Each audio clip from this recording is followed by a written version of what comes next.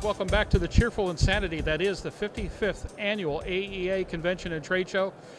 This is where all the really cool stuff happens, and in no uncertain terms, today has been yet one more demonstration of why this industry is the most innovative in all of aviation. We spent a couple hours this morning with a tremendous thing that AEA has done for a number of years called the New Product Introduction Sequence. And this time it was 28 or 29 companies that all got 5 minutes to talk about what was new, what was cool, what was innovative, and more important, how their vision for the industry was going to be brought forth over the coming year. Well, when we talk about innovation, when we talk about changes to the industry, it's hard to look at anything innovative in this industry without the word Aspen coming up time and time and time again. We're very fortunate to be able to spend some time here with John Uczekaj, who of course is the boss at Aspen Avionics out of Albuquerque. And John, what I wanted to do right off the bat was talk a little bit about how the company came into being. I mean, you guys were doing some really cool stuff with the little gauge and this, that, and the other, and then all of a sudden, whammo, you're out changing the world, and the rampaging rhinoceros down the middle of the hall kind of thing. It was really amazing to watch Aspen just come out and take over.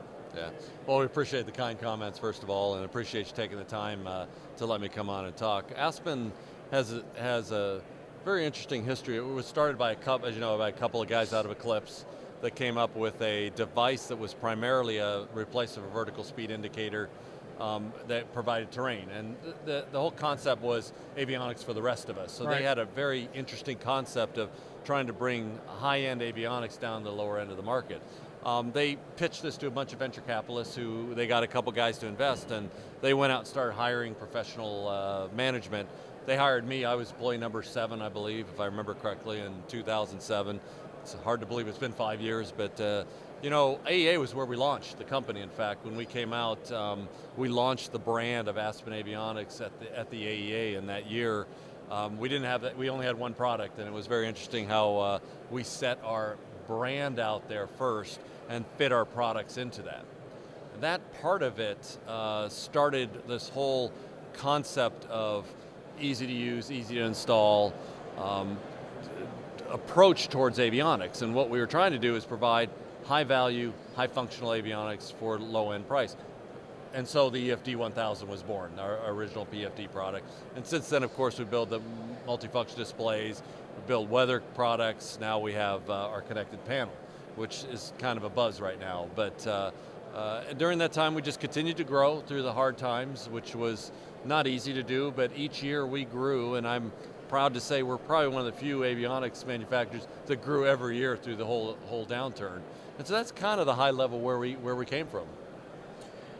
Well, it was interesting, as I said, going back. Matter of fact, it was kind of fun. Peter Lyons had talked to me way back when, because the gauge you talk about was actually in my Glass Air 3 for quite some time. That's right, I know, I'm aware of that, yeah. And boy, we put that to the task a couple of times. Yeah. But he would tease me along the way of, this was cool and I'm glad you like it, but you ain't seen nothing yet. Right. And of course, ultimately when your system was announced and we began to understand that this was the retrofit of retrofits, and this was, matter of fact, there were shops that were basically saying, oh good, I can stay in business. That this was going to be a very big deal.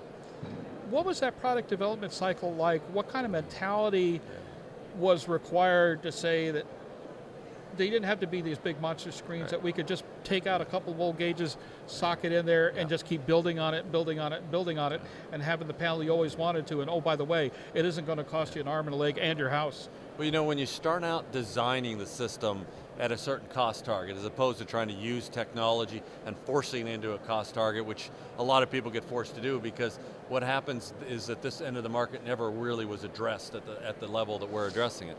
So when you start out with that mentality, that causes you to think differently. So the whole concept of fitting in the panel in the existing holes, that was born out of necessity to say, you have to look at the whole price of an install. You can't just look at the cost of the equipment, because the installation sometimes overwhelms the price and makes it prohibitive for a guy in a 172 or 182 to install it. So when it really started out with that mentality. Once you get that mentality, then you start searching for technology and form factor and things that fit that model. And then you become almost obsessed with that model. And you start setting price bogeys and you start trying things and doing things differently. When we started to look at that, we knew that we wanted a price target below $10,000 for a PFD. Not an easy thing to go after when you look at at what was going out there. So we went out and you look for the key technologies. Glass is always the key technology. We're able to find low price glass using basically the high definition DVD market. AHRS, you know, an off the shelf certified AHRS in the commercial market is just prohibitive. So we went to the UAV market. Found a small company called CloudCap, who now is owned by Goodrich, able to adapt that technology through it. Those are the two big cost items. Once we got those cost items down, it was all about integration.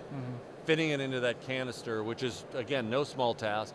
20, for those double E's out there, 20 layer boards, a lot of issues with dissipating heat, a lot of issues with ensuring that you have non-interference with things. Once we got through that's really what started. But I'll tell you, it's a mentality, and we have that mentality even today. It was an amazing concept. We saw it the first time, and the initial reaction was, not going to happen. These guys are toast. There's no, you know, they're going to be losing so many $1,000s on every unit, making it up in volume or something like that. But the part that was fun to watch was that not only did the unit arrive, not only did it do what it said it was going to do, not only did the shops find out, hey, you know, we get through the first 1 or 2 installs, which were, I mean, we talk, our good friends at Sarasota Avionics who did some of the early installs basically said, this is not what we were prepared for. It went really well, and by the 3rd or 4th, they had this thing wired, and more important, they were basically telling people, hey, remember what we thought it was going to cost? It isn't. And it changed so much of the market under the circumstances. And when what cracked me up is their little demo airplane at the time was a Cherokee 140 with your PFD in there. And it's, you know, this probably cost more than some of the Cherokee 140s I've seen. But it just turned it into a wholly different airplane. It was amazing. So, okay, you have the unit, it arrives, it shows up, you're putting it out on the market, but you didn't stay there. You built the basis of a 2-screen, 3-screen system and integrated a number of technologies between terrain and weather and synthetic vision. If you could, talk about that process, but more important, how did you expect when you started all this to go this route? Well, you know, Jim, to be honest with you, there's one, and you mentioned this as an introductory comments, this industry doesn't stand still.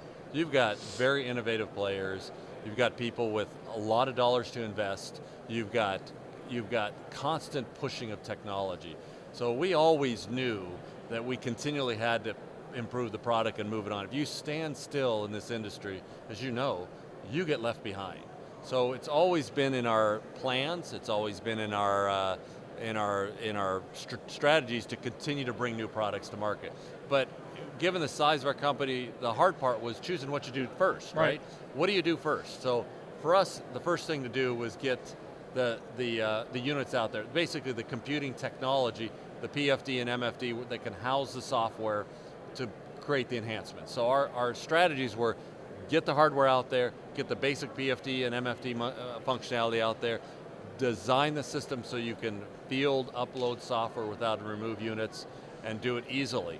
Then it became, what do we do first? So when we came out first, PFD, MFD, our MFD was kind of short on some functionality, so we went after things like terrain, we went after things like OBS, we went after things that fell a little bit short on, and we brought that product up to a certain level of functionality. Then we started tacking on things like synthetic vision, autopilot interfaces, weather products, and that's what you see us continue to do today. We just continue to add certain products on based on demand. Big demand for autopilot interfaces. DFC-90 was a change in the midstream. Our original plan, for example, was just to interface with existing autopilots. Then we got to look at that DFC-90. And it was like, whoa, wait a minute. Game changer. Game changer, exactly. Yeah, really. So we actually adjusted our strategies to go do that DFC-90 first because we just see so much demand for that out there. And that's another thing that we have that a lot of people You guys have to be pretty light on your feet, don't you? You have to. I mean, when you consider who we're competing against, the Garmins, the Bendix Kings of the world, the L3s of the world, these guys are good and strong competitors. Our advantage is we can be light on our feet, we can make an adjustment really fast. And just go figure, Avidyne's like that too, right? I mean, Avidyne is a company that moves quickly and is able to adjust. So it's kind of a neat little marriage between us on this DFC-90. It was funny when we heard that this was taking place early on, even before we were supposed to know it. It was one of those, yes! Yeah. Because good things were obviously going to come, not just from the standpoint of you both had great products, but the attitudes you brought to the whole thing. Yeah, that's one of the things we love working with those guys for that reason. And one of the things I appreciated, it would have been enough if the evolution system just worked. But you guys put a lot of effort in the interface. I mean, I've been fairly critical of other interfaces I've seen, including the original Integra, which was always the easiest thing to use, and some of the other systems that are out there, that there were better ways of doing things in a complex IFR environment, especially single pilot, that it had to be easier to use. You guys got that right fairly early on, and you kept up with it. That, it's not like you didn't have a whole lot to do to begin with. So seeing that kind of effort from the beginning was part of what I saw as your innovation process, and the fact that at no time did it appear that you guys decided, well, this was good enough. I mean, what's the enemy of success is, well, that's good enough. Yeah, absolutely.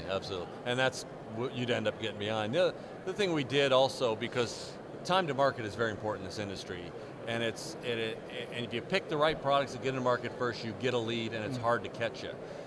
And we've decided to do that through partnerships. I mean, we go, whether it be Avidyne partnerships, whether it be the Bendix King partnership on the KSN 770, whether it be our KFC autopilot interfaces, our connected panel interfaces, we believe strongly that, especially in the retrofit market, finding partners, getting really close to those partners, and trying to bring the best value at the lowest cost to your customer base is a winning formula in retrofit, and that's why we do it. And you touched on something I think is very important to kind of go back to.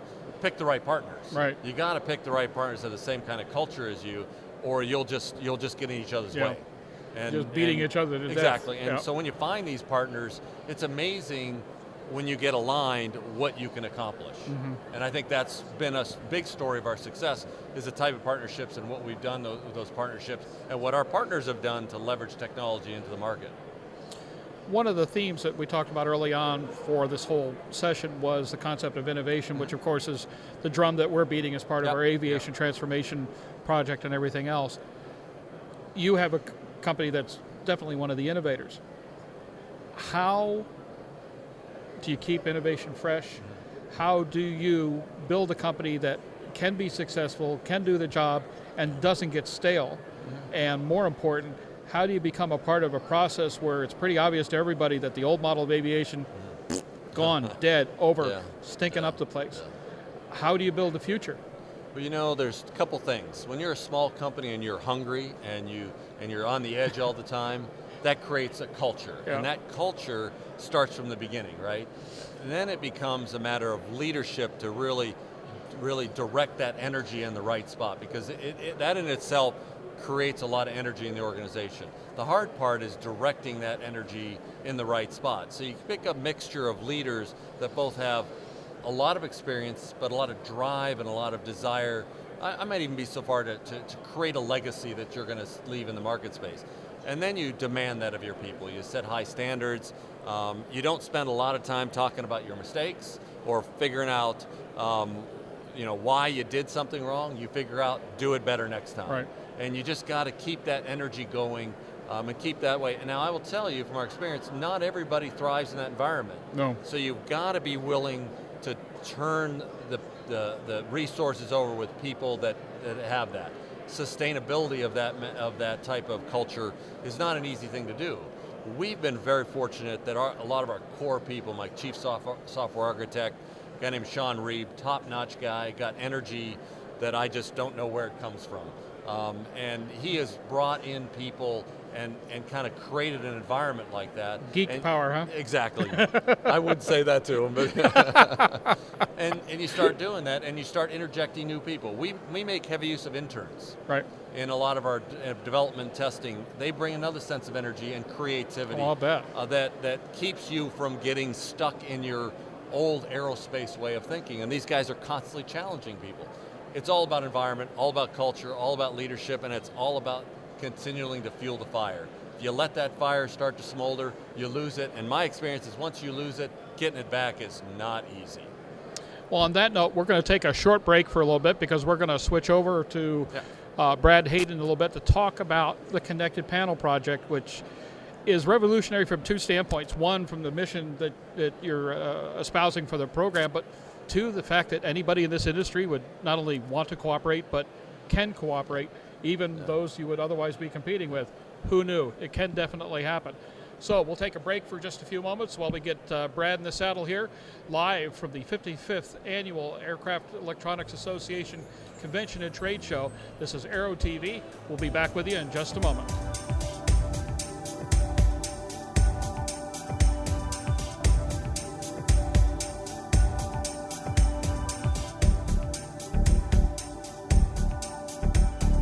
Aero-TV's live coverage of the 55th Annual AEA International Convention and Trade Show is brought to you in part by the following sponsors.